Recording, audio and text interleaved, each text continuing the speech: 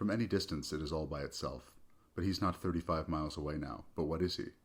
Risen alone up the dry plateau, this rock or mountain of a rock has seemed as alive as it is dead. Now nothing stands between him and it. Upwards of 1,500 feet of ancient gross height, it's as much before him now as the great morning is all around him. Look, he's not a landscape man, and here the Indians have given this thing back to him. Shiprock. He doesn't know what he feels. He feels that much and more. And then knows that if now nothing stands between him and it, nothing ever did. There's a word for it. There always is, he thinks. For the rock all by itself. It's all by itself. Is this the huge thing about it? As grand as its name, Shiprock. From far off, it's like a mountain let go by some landscape it once belonged to. But close up, 2 miles away now, 2 1/4, it has him all to himself. Well, now you got it. How you gonna move it? What was moving out there on the rock? An eye that swept through him unseeing, leaving him what he is? Seeing what he is, no more. Shiprock is great and natural, a mount freaked out of nowhere so you can see it from anywhere, that shows a rock can be greater than a mountain. It's doing something he can't get away from. Stately monster craft bound, always in some direction other than his, as if it has no memory of prey, has only his memory. Look, he's not a landscape man. He didn't plan to be here. Yet having stopped, he feels how long he's been going. And so he looks, and for several minutes, doesn't look into other spaces of this New Mexico morning. As if he's made a discovery, though he and discoveries are as much beyond each other as the curls of taste in his mouth are too close for contemplation, if not comfort. But they're not the taste, the touch, of raised numerals on credit cards, but of cigarette smoke, of bacon, buttered toast, yolk of fried eggs, last night's booze at a motel he's checked out of that's 30, 40 miles away, coffee with all the creamy chemicals that went into it to give you a send-off where you stayed seated at a breakfast table that comes with all the furniture on top of it in front of him that makes you love America. A table chosen for the window it's near, your shoes on the carpet, thumb and finger on the cup handle, smiling towards the waitress in her cowgirl outfit far away across the motel's sparsely populated dining room. There's a painting of Shiprock by this window that looks out at the aquamarine swimming pool. But it wasn't the painting by the window that brought him to where he is now. And where is that? The rock rises upward of 1,500 feet, right up off the plateau. Half again that long at its base on this south side, it still seems less massive than lofty, for it's alone. That's what the local Navajos call it, the rock. Pretty much one rock, monolith, with craggy crops lifting towards 2 westward peaks with a mass steady shift against downward veins of long vertical sharding and against the backward pull of what starts 2/3 of the way up, a slow climb beginning at the top of what looks like sheer cliff, and climbing from there so that, notch by notch, the eye that's taken along these splits and levels takes his whole crazy body into what he's witnessing, until something is an event. What is? Is it his desire to change? To be going nowhere for a change? But he has been. His desire is to be here. That's it. But here it is. But he would like nothing to witness. Not here in the stillness of the morning wind.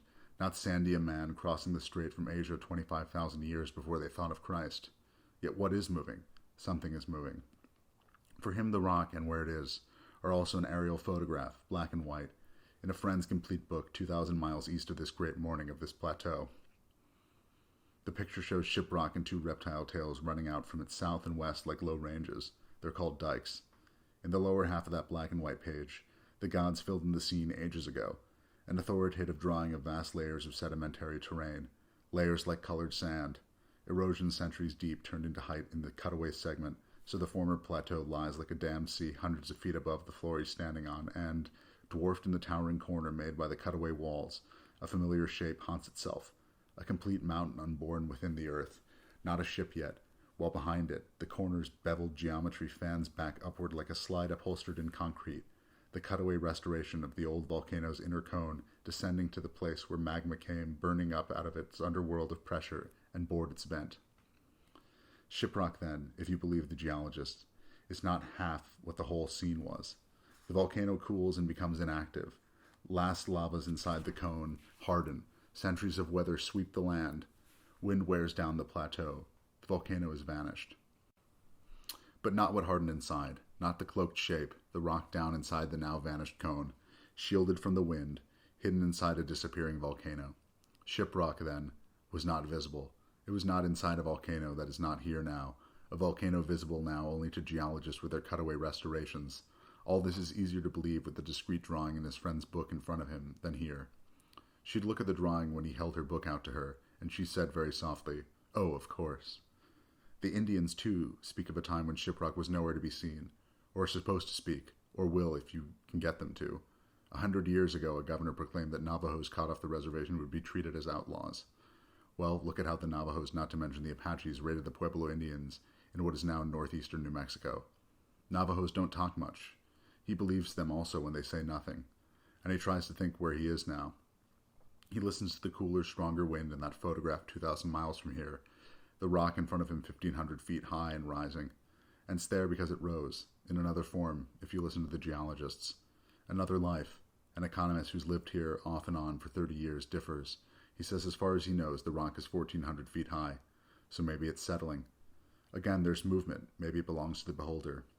But while the southward dike is in the corner of his moving eye here on his left, 20 or 30 feet high, running beside the car track, and in a minute he could climb the boulder-strewn rampart of the dike to the brittle-looking crest, and look back down to where he is or was, and see only an empty car. Still he's watching only the rock, for there's movement somewhere there. From here the rock is a gigantic, partly slumped thing, a sacred thing he might have to admit, until he thinks about it. Set adrift by its terrain, it's no less on the endless Navajo reservation, and he has no plans to give it back to them. They don't need it, but it's theirs anyway, and not his to give, even at this hour of the February morning. And what isn't on the Navajo reservation? Just about everything except New York, San Francisco, and Washington, D.C. Reservations ends when you get near the suburbs of the prosperous town with banks and bars. The Indian women want no liquor stores in the reservation. They'll trade the booze away as far as distance can contain the land, and in return they'll take their men's chances with car accidents. Did the Indians come here like him across the broad morning, watching the wind touch the dry land? When the Indians came here, they looked at this 1,530-foot-high berg of solidified lava shot through with hunks of sedimentary rock and granite torn from maybe 9,000 feet below, and also from the volcano's throat, and they told a story of how this deep-keeled rock had brought them, as if it had not been here until they were. So they're still at least tied for first. He got off a better story than that last night in the motel bar. Multinational executive sent abroad to the wrong city and no one noticed. But other stories he's not telling, some he doesn't know, some he could tell without instinctively understanding. Now moving goods he can follow, from electric power to paper products, from suds to spuds, white bread to national gas, but funds traveling from phone to phone, from one nocturnal continent to another, from agribusiness through the congressional pocket via NASA to weather business, from insurance to war and back. The money's finding their way into a faraway bank like a corporate thought confound him more than he ever needs to say in a report, or in transcontinental gossip, in a midnight saloon with a jukebox, where he found he would not mention Shiprock, didn't want to, couldn't. Well, now you got it. How are you going to move it? Oh, just chip away at it. Not that he knew the Shiprock stories in depth. Whose depth are they out of? His? Theirs? What are those stories to him? A use the Indians put the rock to. You can't take that away from them.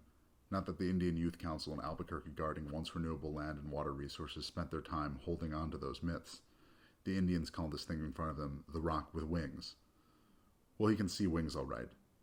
Sort of folded, as if you're looking at the right side. But viewed from the west, the rock also has a prow, viewed from over there to his left toward Arizona, which is 20-odd miles west of here. Seeing the prow, the Indians call the rock a ship, and so its wings are also sails. He flies to and from Shiprock for a long moment on business, dividing himself between, well, this rock has possibilities, but such that he is one of them, and is content to be hypothetical, a hypothetical man, if that's not too safe. Cochise man began harvesting maize about 6,000 years ago. Come on, make it an even 6,000. He could rent a helicopter for $200 an hour. But was he awake back in Farmington when he phoned from the motel and found he could rent one for $200 an hour? Farmington, 30-40 miles east of here, booming from the power plant and strip mine nearby in Fruitland. He believed the name, but never found the town. Didn't look for it, found only what he was looking for, which was the plant, the mine. $200 an hour to rent a chopper, fly over Four Corners power plant, think of flying under it, divide the labor, the chopper's blind, throw in Shiprock a few minutes west, and welcomes into his head now in front of Shiprock a helicopter landing a girl on a craggy top to do an aftershave commercial. Indians don't themselves shave, or do they? A Hopi girl, Zuni, Pueblo, Ute, what's it matter so long as she's alone?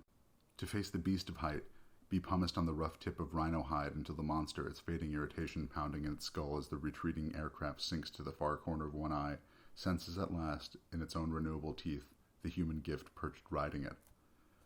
No headache took the place of that chopper. No pain the place of the girl. He saved her. He woke high and dry. The height of shiprock isn't to be eroded by choppers dropping wrinkled yellow and black tape measures or taking soundings with a frequency that might erode the magnetic heart of the thing. A sailing ship, shrouded in power, to the nomad Navajo in those generations before the plateau got to be more like desert. A wind that drew the elements together, and the earth was the earth, and a supership could sail through it in those days. For was the earth not softer, subtler? Has since become scrambled like the matter and or energy of same sample people, two at a time standing single file on a metal plate waiting to be turned, transformed, transported, drawn perchance per couple, consolidated and economized into one person, a future nightmare of his. Drop the mare, it's a whole night. That not only he has seen through, though he has asked if it may not be a dream, while his question is struggle floating upon a deeper struggle, which is to decide if the dream is bad or not. 2,000 miles east and north, a red convertible appeared between a blighted elm and a wide green maple. 2,000 miles east and north, but a minutely altered angle from where the friend's book with the black and white photo lies. Angle of 6 months from the photo. 6 months, 200 miles. A red convertible with flared sides, pontooned like the old running boards his father in a formal coat and top hat was photographed riding on from church to a hotel at the wedding of a best friend. Pontoons now, not running boards. And the red car. The red car left the dirt road, rolled down the grassy bank into a lake, and honking at a small sailing craft, a sunfish, that his own sun-dark daughter and son in bathing suits and only one life preserver were just coming about in. The car crossed to the far point of land and slowly went behind it, honking, low in the waters of a New Hampshire lake, doing 8 knots instead of 80 miles an hour. The state where you're in the shadow of Mount Monadnock, which is no special respecter of the increasing complexity of family moving from sub-Earth father's role as mere fertilizer to be plowed right into civilization where the father spent much more time with family. 6 months gets him to August, but what's his direction? But this is also maybe 6 years ago. Time travel isn't all magic. It can be hard overland work, minutes into hours into worm-geared days of a long division of labor as strung out as ship of mistakes and as specialized as the stone of which the shiprock ship was made to hold together. For a great stone ship was what Indians observed shiprock to be, long before concrete hulls. The Great Spirit had sent such a ship to carry them, a vessel which he has no plans to give back to the Indians, for this is their ground anyway, all 25,000 square miles of authentic Navajo desert, as full of mystery for some itinerant folklorist as for a farmer told to go ahead and plow, harrow, sow, and reap here. And here the ship is, supposedly. Well, if it's a ship, what does it draw?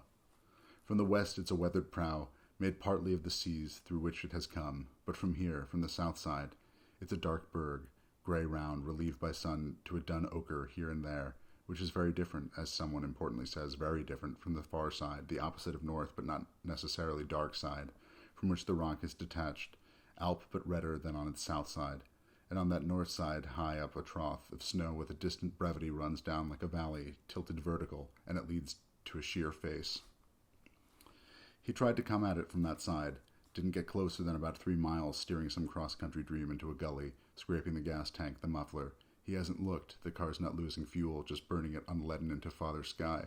But yes, smoother sailing in some earlier daydream he had before an alarm got him in the motel this morning. He'll get back to it. It's in some limitlessly fueled motion inside a familial voice, Mother Earth's, or an Anglo-grandmother's, American voyaging in her grandson's mind. Hear tales of the Far Eastern princess, who flew over the deep land and the long waters to visit the Indians of another century. But now here on the south side, looking roughly north, he sees shiprock furled and unfurled and slumped left to right down from the profiled prow. And its motion, if you dig it in the faint rush of a mild wind and against a jukebox song in a motel lounge 30-odd miles away, a hypothetical man, he thought, half-hearted last night beyond his own voice and others telling stories, 2 others, 2 big hats as if on one face, 2 voices he has with. Yes, the motion, shiprocks, the motion of the ship, is all the more marked by the absence of motion in the sky, no clouds. Oh, other shiprock stories, handed down, he can see them doing it, sung, unsung. Fellows around a fire, probably a painting of it on the motel dining room wall, handed down by women too. Do women think about ships? Do they make up myths? What freedoms do they take? Do they believe what men say? He's dumb, he doesn't know. Once there was a New Jersey grandmother who gave news of an Eastern princess angry, without appetite, hopeful, palely proud, riding over dry land and deep water on the back of her hungry bird. Well, on the way out here on business, he must have passed her going the other way, long dead, touring some other latitude of the dead. Stories that weren't hers quite, but were stuff he carried now on him. The Indians had theirs, he had his. He liked her, his grandmother, and so he took the tales she gave him.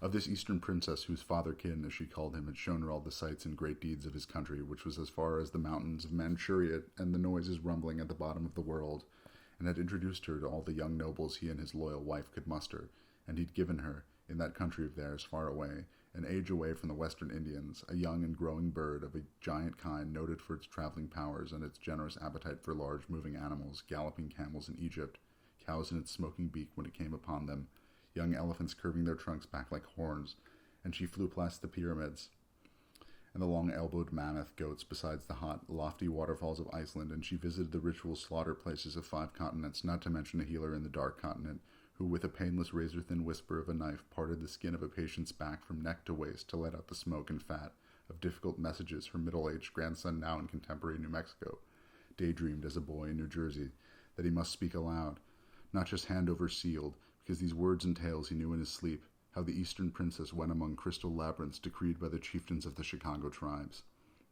Okay, that's got to be the 1893 World's Fair she visited, but what about the unheard-of flowers growing down out of haunted ceilings that, for all her humor and calm, may have haunted the Anglo-grandmother who once evoked them, but when her stories stretched out of the Western Indians, they were other than your authentic tales given from age to age about, well, shiprock, if not made up by an ethnologist tape recorder in Albuquerque in collusion with the Indian Agency, stumped by unemployment, handed down to a generation of geologists, some in collusion with the energy interest, though geologists and true, who concluded who saw under the moon of September or here under the morning sun of February that the rock looks like a sailing ship. Its sheets and shrouds hauled full, its speed a myth unclouded and untackled by any measure except here this hypothetical man's shallow anchor where he stands in front of his rented car in extreme northwest New Mexico, watching shiprock. It's been there since yesterday. He couldn't get away from it, getting closer to it, going away, coming back, scale constant, size negotiable, alone, hence receding. He's not sure if no one knows he's here. Across the red slope of beach at the base of shiprock about 2 miles from where he stands, something moved a long time ago. Too fast not to be a vehicle, then he didn't see it, and there's a road out there across the rock's sandy-looking foundation. Who goes there in the February morning? He's heard from an economist in Farmington, 30-40 miles from here, of lovers with pitons, hammers, climbing boots who didn't make it, who went up there together and came down separately, permission needed to climb the rock, or were never seen again, together or separate, drawn into the rock or into themselves like newlyweds who stand on the plate 20-some miles west and a bit north, where the corners of 4 states, Arizona, Utah, Colorado, New Mexico, meet at one point, and you and your lover can celebrate a boundless troth by being in several states at once. In 1906, the people of Arizona vetoed joint statehood with New Mexico. Maybe 2 stories slide together. The rock that absorbs, the ship that transports. The stuff breaks off. It's volcanic tough, a lot of it, ash, it crumbles, and people do more damage than the wind, but to themselves too. The lovers got high enough to fall, but not to leap. It rises while you climb, designed to. The rock's a place itself besides where it is, a place then more 3-dimensional than most places. It is its own place, he thinks, and, unaccustomed to such thoughts, he feels a slight exultation threatened with being exposed or wiped out, knowing what he feels, holding together, and holds on to what he sees, that shiprock might be a fistful, a handful, might be terrain grabbed like material, a land grab, some heavy stuff like sandpaper snatched and yanked in one wrench upward, where it stays stiffly. No one's going to hear the continental crunching sound he makes up. One hand touches the other, finding a brown and green relief map at a school in New Jersey 30 years ago, swelling under glass so you wanted to run your hand over the crust of mountains, long before he knew shiprock existed. And if so, would it have been visible on that school map under glass? This is shiprock in front of him. There it's been since yesterday. It's stuck up through its own rust haze at 35 miles and could be seen long before the journey to it was begun or thought of. But now he's here, silently close. Some 2 miles away but practically there, here on the desert dirt track, rutted down off the highway, a mile or so off, and then with a Navajo language talk show in his ears, he gently braked the car as if he'd reached the NASA press site for a launch how many moons ago and couldn't get closer, and there was a white Saturn rocket, 3 miles away, quite a distance, but you gave it a monster space. Now a rock. He's taken 5,648, the plateau, away from 7,178, the top of Shiprock, figures on a survey map, to get 1,530 feet. Up off the plateau, the great continent of the plateau, that has a tilt, the faithful say. A long tilt as slight as time here was slow. He'll feel the tilt this morning, if he can. The economist in Farmington couldn't laugh quietly as if he knew where he was, and probably did, and didn't seem to weigh his words, and didn't need to, besides some of the figures in coal and water that he handed over on a sheet of paper, also Mother Earth, Father Sky, helpmates in the song like white corn and yellow corn, the frozen reconstituted orange juice that the economist mixed with mezcal, like the Indian song's music and words growing together, quoted the idea, not his own, he said, that a country is like a cargo ship, where the load isn't lashed down, and when it tilts with the ship, the load slips and the ship founders. Oldest habitation in America. Desert floor is a phrase you hear. Prior words. He thinks up. Desert ceiling. And what falls if the ceiling tilts? Geologists, of whom he is not one, say Shiprock came here not across the land and sea, but up from below, and the Indians, of whom he is not one, have a tale to match it, about monsters in the depths of the earth, heroic, perhaps memorable conquest of which this mass, once monstrous, is a petrified sign, for the long, miles-long dike, are the congealed blood of the hero twins. But he, hypothetical mad, he came out to this region on business. Business that's as visible from here, off to his right, 4 topless stacks hung from white smoke 20-odd miles off, as this Shiprock was from there yesterday, this ship, from everywhere around here. Its draw is fathomless. He's at Shiprock and didn't mean to come, detoured this far, this close, or has to see that he didn't mean to come in order to guess that maybe he did. Not that he could avoid seeing Shiprock from where he was yesterday. From the power plant and the strip mine beside it were his job to see. While Shiprock 20-odd miles west kept coming into sight over the shoulder of a white man in a hard hat showing him the great plant and the so-called Navajo mine. No, not the mine. He went to see the mine for himself. He passed the power plant's distinct blue lake.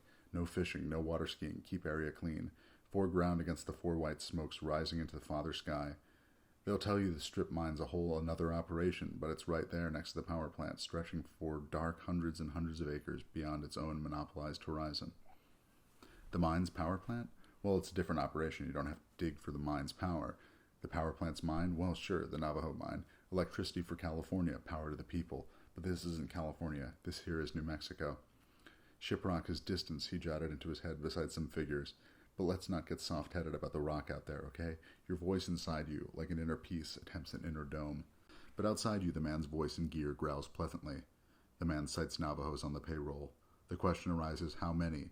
And are they in top jobs at top dollar? And what percentage of the goods jobs are filled by non-Indians brought in from outside? Shiprock sailed on in the distance like a touring hallucination.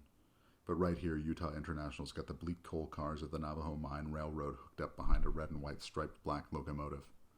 How he first reached Shiprock was through a book, a black and white glossy shot, and on the facing page an account of this supposed volcanic neck. The rock photographed from a plane 10 miles to the south, maybe more, the rock sending off like a supermount 2 lesser chains, the dikes, the reptile tails. The photograph is, among other places, 2,000 miles east of here, near the 3 scattered members of his immediate family. Volcanic Neck. The state of Montana boasts a volcanic neck, famous for the proving grounds of New Mexico to the gales of Wyoming, but that volcanic neck doesn't look like a ship, and courtesy of the geologist's imagination, it's missing a head. But wait, a voice says, we mean neck in the sense of throat. It doesn't have to have a head on its shoulders, but the truth is that the throat is long gone. The neck is what's left, the neck that was inside the throat, if you see. The way the heart is inside the stomach at 7 in the morning after a hard night. God, he recalls necks of land with plates of little neck clams on them, but not in the noise of last night. The volcanic neck in Montana doesn't seem to be climbing up out of the plateau like Shiprock. He's seeing things. He's a victim of last night, last year, or of what he's read or been told, and he's sick of it, and prefers just to look. Look at one object. Prefers? The word weasels between yesterday and this coming afternoon so that they threaten to approach each other like yesterday afternoon's business, and last night at a motel, threatened to jam him between industrial information and at the bar. Boomtown big talk, 2 engineers from the Four Corners power plant, their evening Stetsons low to the eyebrows, both going home later to their ranch houses along some street, but as for him, on a business trip, going out down the walk to his unit, past the still swimming pool, past 2 blondes who stopped talking as they passed him. Never much on blondes. He was humming a song his first and only wife so long ago sang with a friend of theirs about a drunk husband coming home late to a brunch of wise answers, who couldn't see or was encouraged to not quite see another man's hat upon the hat rack. And so the wife sings, "You old fool, you blind fool, can't you plainly see? It's only an old chamber pot my mother gave to me." No, he prefers to just look. He'd rather. The scraped flanks of dark and brown and ochre rising as if in a state of being set, constantly set to sail. Not set like the storyteller's sun, known as the setting sun beyond which was the narrow sea, but yes, he would accept the narrow sea the Navajo crossed to land them among an unfriendly people from whom they had then to get away. And so the Great Spirit sent a stone ship to help them and brought them here, which was its object, and yet it seems to have been getting ready to move again while this hypothetical man in front of his rented car has been watching. Now I've traveled this wide world over, 10,000 miles or more, but a J.B. Stetson chamber pot I never did see before. Or was that only the little movement at the base of the rock, someone's camper, pickup truck? Do Navajos go on picnics on weekdays? For a price the vessel will take your car. You must tell it a story it hasn't heard. He's looking at the south side, looking north along this car track that runs for a way beside the jagged dike rampart, making a fissure where lava broke out, but not with the push that came up at the main vent, the pipe, the throat that Shiprock has finally filled. For the volcano that was once here is here only in the last lavas that came up the pipe. Up but not out of the throat, never made it out but hardened, like a photograph of something you know is moving. The volcano having blown slowly away, like brush, like chaff, like grasses that money over a period of 25 years just begun will strip away in order to mine low-sulfur surface coal that can be turned by the power plant on the far side of the vivid, implausible lake into power for which the cities are hungry. Give us a ballpark figure for what this is costing. He's not a businessman, maybe a cut above, certainly a pay cut up below, by chance thrown up separate enough to hope that while he's no engineer in Thorstein Veblen's elite crew getting the most out of machine process against businessman whose profit-taking gets the least out of it, he might yet sneak into as a workman, but in only the wake of what's become of Veblen's hope, Veblen's process machine to serve survival, while a divided workman laboring to grasp and bring together the dynamite loosening the surface, the colossal dragline unveiling the seam, the 375,000-ton shovel that picks up 120 tons of overburden from the coal seams and transfer it to the spoil piles. Overburden, did you say? And is that the shiprock over there? And how far away is it? As far as tomorrow, 30-odd miles from this business of first things first, a mine where spoil piles have been graded and regraded by bulldozers into hills whose contours aren't like white elephants or great flashing birds, because they're dark as dust-dulled licorice, as dreadful old story, dark as the coal they slice out by accelerated geologic, and aren't like anything except those hills far off where pinyon trees grow here and there, and two other kinds, two or three, except that on those spoil piles of overburden you have only the contour, like a dark sea of dunes, say it, a black sea. The tribal council down in Window Rock couldn't say no to the royalties. Was that it? Even if, as yet, Utah International, with the collateral end run of its goodwill, can't figure out quite how to revegetate. But the manager on duty did not perhaps read his visitor's face with its little skeptical twitch any more than the hard hat who said goodbye and disappeared, while he, hypothetical man, unearthed by converging teams of archaeologists at the site, saw ship rock across the blue lake miles beyond the lake, across the full shimmer of desert miles, and thinking not that Utah International had sent a plane to collect him, which he's not quite eligible for, but that he'd been asked how he liked his work, traveling so much, etc. He thought, but did not reply, that to tell the truth, investigating this operation was a respite from his highly involved personal life, if you know what I mean, but he would also not say. But the manager was pointing at the stacks now to their left across the lake and to the left of Shiprock 20-odd miles in front of them westward, saying he did not know the plume from the Four Corners plant was the one man-made thing the Gemini astronauts had been able to make it from space. To which this hypothetical man, this ad hoc man with a pocket notebook in his pocket, replied, "What about industrial haze? Wouldn't they, the tightly sealed Gemini heroes, see the industrial haze?" While he actually thought, why not Shiprock? Wouldn't they see the rock? Glad, though, not to utter the words, thinking also that he'd like to know what collateral Utah International had to put up, if any, to build Four Corners, that is, how the thing was done. But Utah International did not build Four Corners. They put together the package, wrapped up water, coal, tribal acceptance, and the participation of the power companies. And he'd like to know what the Utah stock, preferred or common, is quoted at, if there is any stock, and recalls someone's word he probably did not finish, that, through the division of labor, The whole of each person's attention is naturally directed towards some one very simple object. Across the plateau, Shiprock would be a respite from the information he could extract.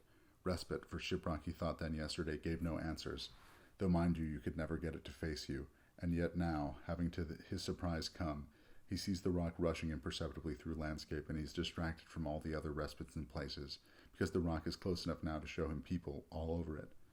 Everywhere clinging to the edges of the ship, like stowaways whose salvation he has turned inside out. Indians coming from behind the sunset. Now you can't quite see them. They go with the rock. They seem the picture of some necessary blindness. Theirs and the rock's working together. Why is this how the Indians are giving it back to him? Think you're funny? People everywhere cling to handholds, wedged in notches, immigrants nested like blind lookouts, or passengers of a ship that has been turned inside out and could not see where it's going but for the Great Spirit's knowledge of the route, which the rock feels as its own, which in turn seems to inform the ship's complement of this event. Arrived, however, these hundreds and hundreds of Indians have come alive in their eyes and are climbing, not coming down. He sees them now in the rock. Through it, a red man's trick of color, the light, the volcanic ash. But what's ash and tough, and what's lava? Lava was molten, but didn't burn. He's even less geologist than maybe Indian. But then there's perhaps their time, and his time. They're more eternal than he, you can bet. Yet this is a multiple operation, as the man back at Fruitland said of the mine cum power plant. For the Indians, female and male, both climb and descend, and they come off and come out, both up from within the earth, having turned the monster that was bugging them to stone, and down onto dry land, which, like the volcano in its ancient lands, shrinks from their feet until, though he's no mentalist, they tell it to stop, and then they stand, no more alone than a man in front of a rented car upon which they turn to see what brought them, and see not some lava mouth beyond them with a cone's throat, nor any old big rock, but the stone ship. So though he's no authority on Indians, he has to see that, sure, the Great Spirit sent the stone ship, but sent it from here. So two stories meet. Sent it while the volcano was still here, and the resulting absence inside would be unknown. So that, to take the story further and bring Indians and geologists together, the volcano's erosion, its wearing down, corresponds to the return of Shiprock to this place. Here it comes. It's plowing the seas, Indians manning the crags, the mind of the rock, harrowed with women and men, lookouts speculative as any rock man with his cutaway restorations, but full of some stone's throw dream of monsters done for. Head of a rhino, arms of a spider, torso of a cactus, legs of a linebacker. But wait, the Navajo story tells of individual heroes, not a communal attack on the ogres. Well, that's their story, and don't expect to be admitted to any of their shindigs. All of which is his alone to know, hypothetical man, a notch more beat up this morning, last night's pound of steer ground down in the gears of his gut. No one's going to push him around, but hypothetical.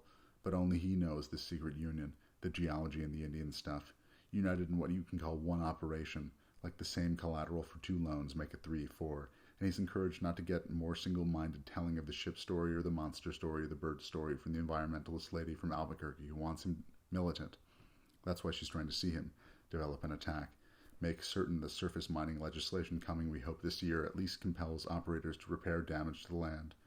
And while the polluting particulates, the sulfur dioxide, the nitrogen oxides are worse than from four corners than what's ahead. What's ahead is thousands more acre-feet of water that could just as well be Indian irrigation project water, taken from the Colorado River system, millions more tons of coal stripped, because now, if the companies get what they want, and let's face it, energy projects, as the Sierra Club man said, are like apple pie, God, mother, and country. It's gas. Gas by the German method of chemical transformation. The Lurgy method. How does that name grab you? Why aren't you busy at your particular job in your niche, your stall, your compartment, where you add oxygen and steam to an oven-hot pressure pot of coal to make a gas composed of hydrogen, carbon oxides, methane, some sulfur compounds, then take away the wastes, which you sell while they're fresh, which leaves low heat content town gas, which before you shoot it to California gets refined again to make good old pipeline methane, a long, quiet, interstate fart, which was your object, a synthetic natural gas, which is what this beautifully named process is all about, gasification, the one simple object of all this. This trip, his copy's going to be pretty brisk. Meanwhile, he's made it here to Shiprock alone, only then to feel, for no place is only itself. Eyes on him 2,000 miles east as he put an open geology book on a table by a clear glass bowl of water with pink and white petals in it. But now he saw only the water, which those very eyes had said would be, if you would only wrap water, a very nice present to take to Kyoto. She said it was a Jap poem, and he thought he heard a car from far off to the town of Shiprock, spelled as one word with a small R, he later noted. But then it might be the vehicle that he'd seen but now maybe can't see coming slowly back over the curved, rutted track from the rock, and so did not hear the car. But then did, all around him like that hollow hole of his son's stereo at college, or the equality of all places, haunting him. Well, how did we get here? Blinks an Indian woman. Think up a story to tell her quick. Wing it. Father skies run roughshod over Mother Earth, only in some families. Blinking against the sun that he forgot to curtain out when he came in from the motel bar last night. Blinking early this morning against the phone. Blinking against two car doors clucked shut by marital voices outside the next unit. Two voices. The memory of coffee ahead.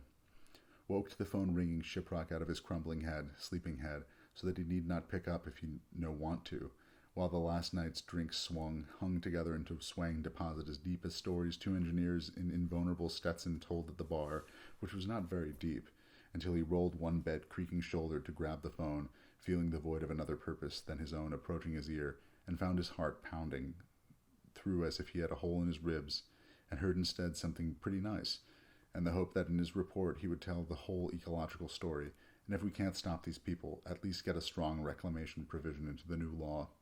Make the bastards replace their divots, he thought, and if they don't, then fine their asses, and if they don't pay up, then check who's buying their coal.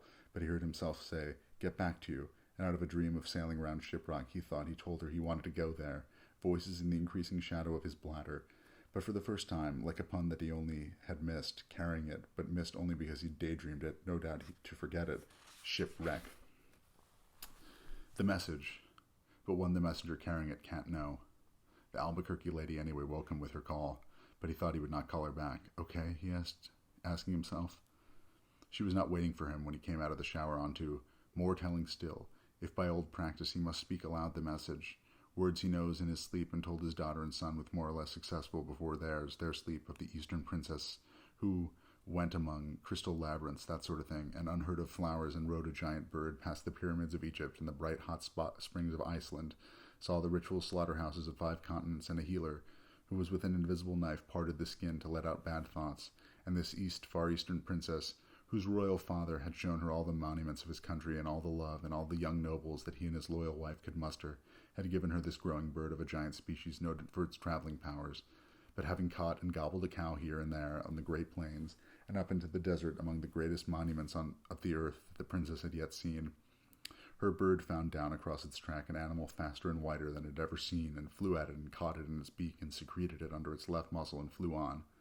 But at that moment was spied a creature never seen before, or so it seemed in solitary white and dark, dappled speed, nor did the princess bird see that the speed of his western horse was a sudden reaction to the bird's own course. And this bird caught the white and dark, dappled horse in its iron beak until a call like none of the princess had yet heard came from a crag on the horizon, whereupon she saw a herd of smaller, wild horses, and above them a burnished prince upon his own dark, tall horse calling, in a language she knew without talking thought, calling to her that the wild and fancy young horse her giant bird had beaked could be hers. There was more to that story, if he did not think, if he did not fully wake up, but the Albuquerque lady woke him with her call. He thought he would not call her back. Okay, he asked himself. She was not waiting for him when he came out of the shower onto thick, dry carpet, the shower's pleasant dream, nor waiting in the dining room, smelling the steak and eggs platters sailing by, nor in credit car, into which he did not quite disappear, to flow secretly back through the wide streets of the boom town of Farmington. Boom, boom, average, wide street, middle of the road boom, honked not boomed back to his senses, and the right side of the road after catching sight of Shiprock 30-odd miles ahead, thinking maybe it was the Albuquerque woman following, who on the phone had offered her own car. Turn his in, she said. Cancel his plane to Albuquerque. She was going to Albuquerque anyway. Going home, her voice hesitated in order to be insistent, like his daughter's voice somewhere very far east of here, probably in Washington, drowned out by her motorcycle, and he wanted for a moment to have breakfast with the woman, but was able to say, get back to you. Shoulder creaking, hung up, knowing in the heart of the heartfelt clarity of knowing that he would take his own car and drive to Shiprock by himself. Hung up and found the woman's voice between his legs in the motel bed. Passing the turnoff to the Navajo mine, he turned off and drove the few miles up to see it again, leaving the power plant along the lake where it was. An Indian family were picking up pieces of waste coal in shovels and buckets, children, grandfather, woman bending over in a long skirt, a little boy swinging a huge shovel, all specializing. They were alone against the low, dark tumuli of slag. and down valleys smoke slowly rose from some of the strip-mined craters, a gleaming pipe down one path in the bank. A crane at rest, power lines nearby, crows cawing. The family watched him turn.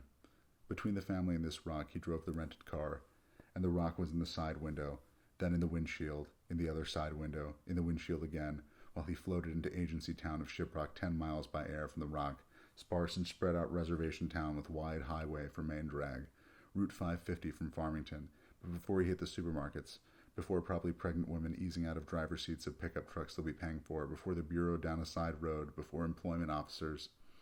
Before more than this, he negotiated a violent U-turn and pulled into a gas station.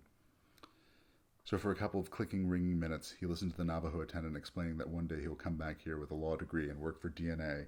Young glasses, skin pimply, long hands eating a square of processed cheese, peeling the plastic back just before the teeth reach it. DNA? Oh, DNA, the only organized opposition that gasification has experienced. Words to be dropped down a well but recovered in future at what level? Could you write that out? Sure, got a pencil. The hand that peeled the cheese, pens at the car window, Dinabina Nihilina Be Agate Incorporated, attorneys who contribute to the economic revitalization of the people, while not only opposition to the strip mining, remember the ad hoc groups and the Indian Youth Council.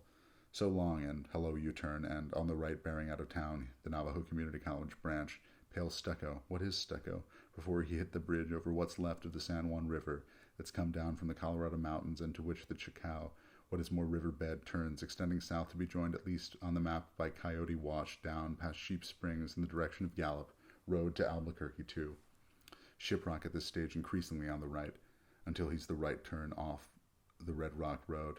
But no place is single. He was always doubling back, like to Farmington, mile upon mile behind him.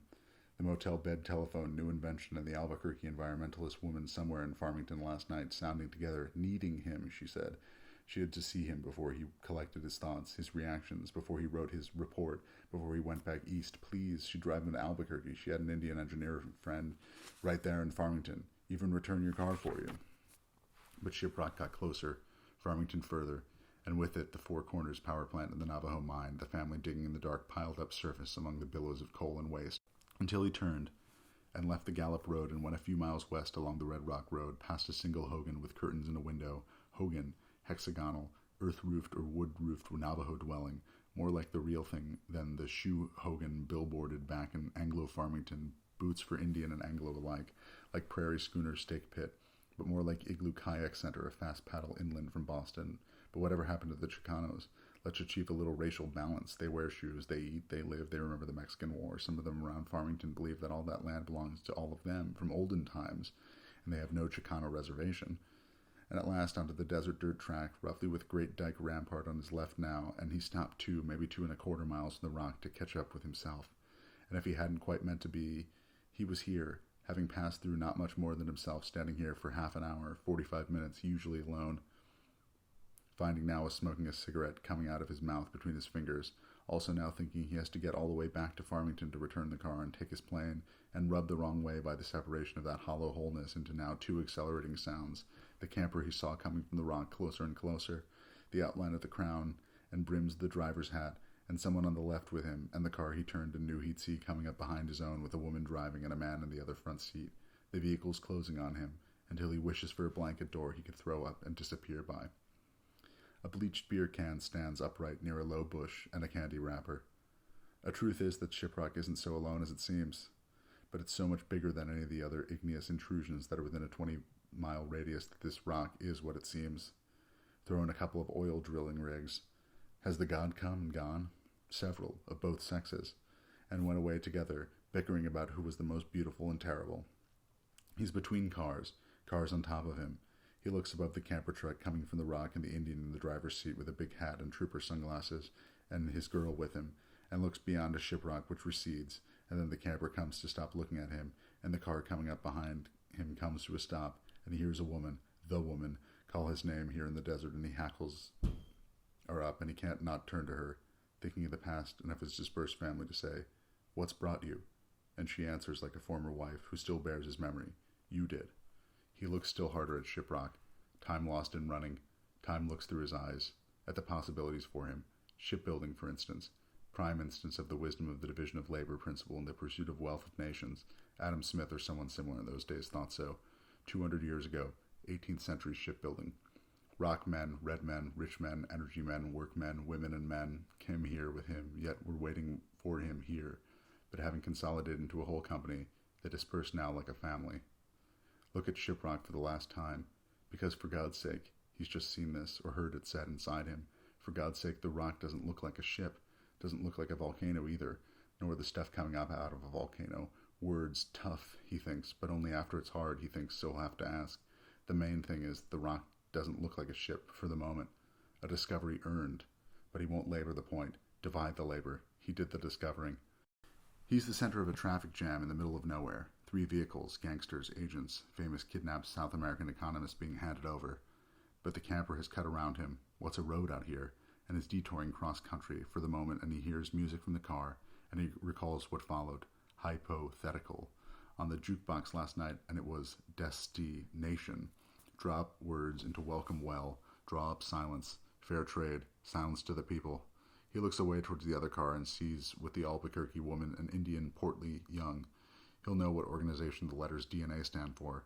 Something about lawyers who contribute to the economic revitalization of the people.